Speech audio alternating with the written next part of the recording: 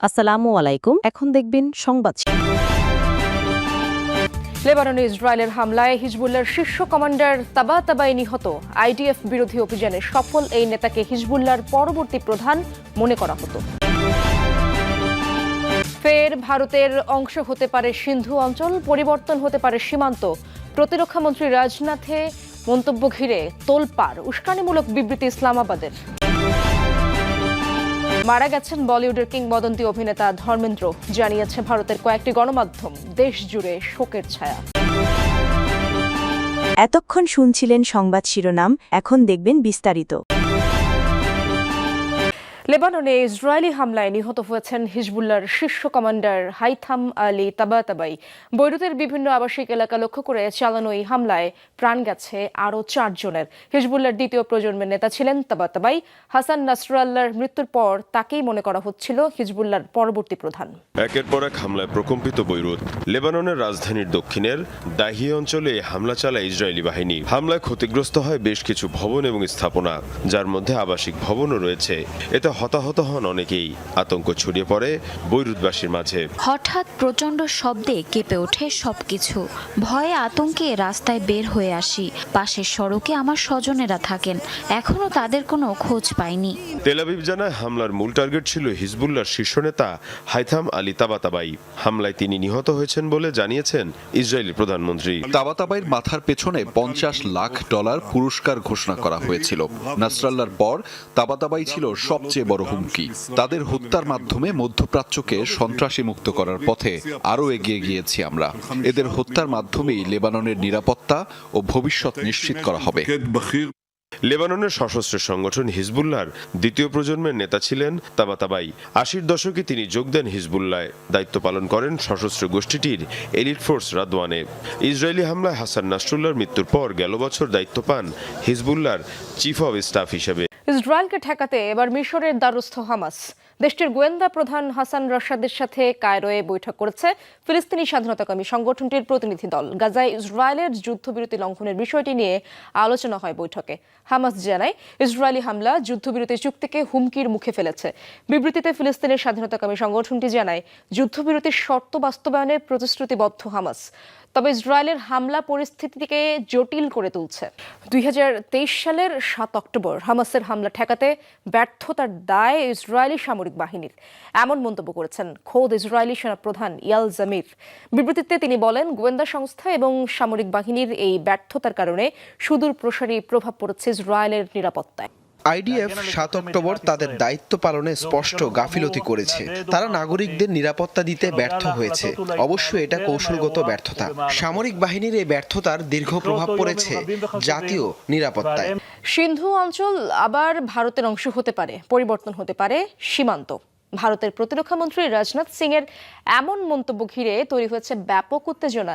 এই বক্তব্যের তীব্র নিন্দা জানিয়েছে পাকিস্তান। এক বিবৃতিতে ভারতীয় প্রতিরক্ষামন্ত্রীর বক্তব্যকে উস্কানিমূলক ও বিভ্রান্তিকর আখ্যা দিয়েছে ইসলামাবাদ।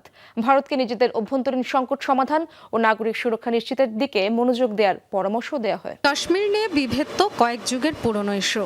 এবার পাকিস্তানের সিন্ধু প্রদেশ নিয়ে বিস্ফোরক মন্তব্য করলেন ভারতের প্রতিরক্ষামন্ত্রী রাজনাথ সিং। রোববার দিল্লিতে এক অনুষ্ঠানে তিনি বলেন, সিন্ধু কোনো এক সময় আবার ভারতের অংশ হতে পারে।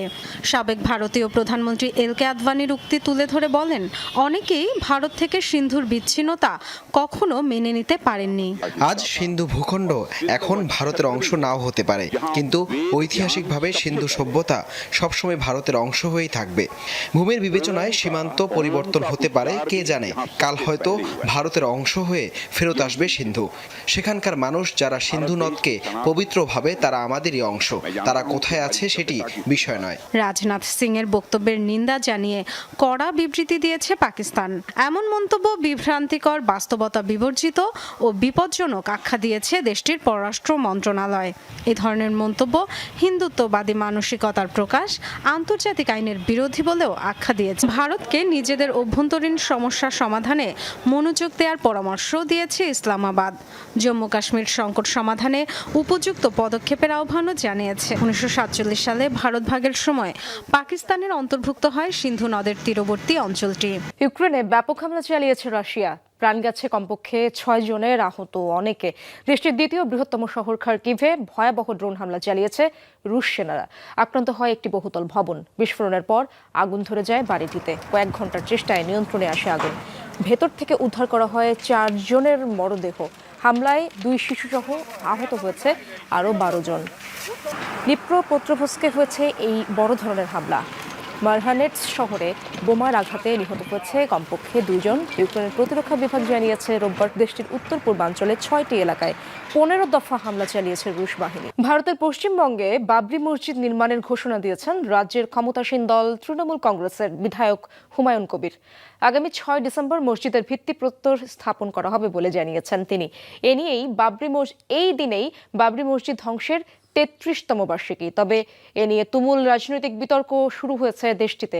ভোট ব্যাংকের রাজনীতি করতে গিয়ে তৃণমূল কংগ্রেস সাম্প্রদায়িকতা উস্কে দিচ্ছে বলে অভিযোগ করেছে বিজেপি। 1992 সালের 6 ডিসেম্বর এদিনেই ভাঙচুর চালানো হয় অযোধ্যার 500 বছরের পুরনো বাবরি মসজিদে।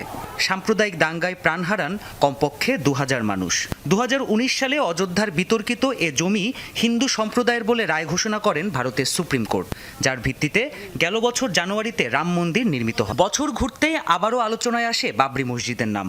অযোধ্যা থেকে বহু দূরের রাজ্য পশ্চিমবঙ্গে বাবরি মসজিদ তৈরির ঘোষণা দিয়েছেন তৃণমূল কংগ্রেসের বিধায়ক হুমায়ুন কবির। জানিয়েছেন আগামী 6 ডিসেম্বর বাবরি মসজিদ ধ্বংসের 33তম বার্ষিকীতে এর ভিত্তিপ্রস্তর স্থাপন করবেন তিনি।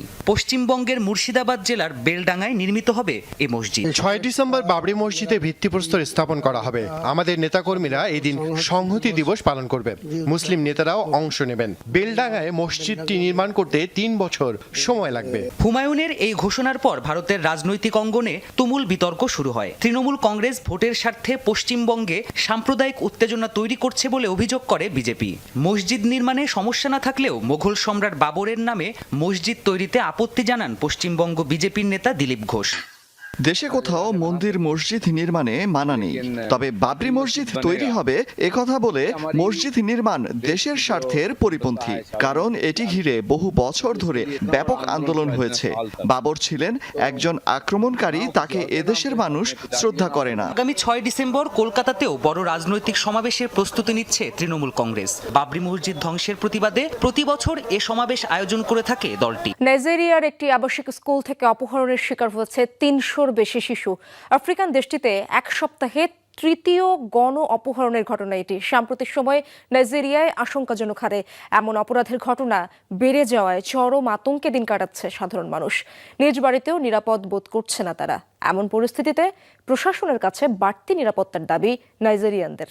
স্কুল হোস্টেলের এই ঘরগুলোতেই ঘুমিয়েছিল ছোট্ট শিশুরা। রাতের আধারে হঠাৎই হানা দেয় দুষ্কৃতিকারীর দল। তুলে নিয়ে যায় অন্তত 303 শিক্ষার্থী ও 12 শিক্ষককে। ঘটনা নাইজেরিয়ার নাইজার অঙ্গরাজ্যের সেন্ট মেরিস ক্যাথলিক স্কুলের। শুক্রবারের এই ঘটনাটি দেশটির ইতিহাসে সবচেয়ে বড় গণ অপহরণগুলোর একটি।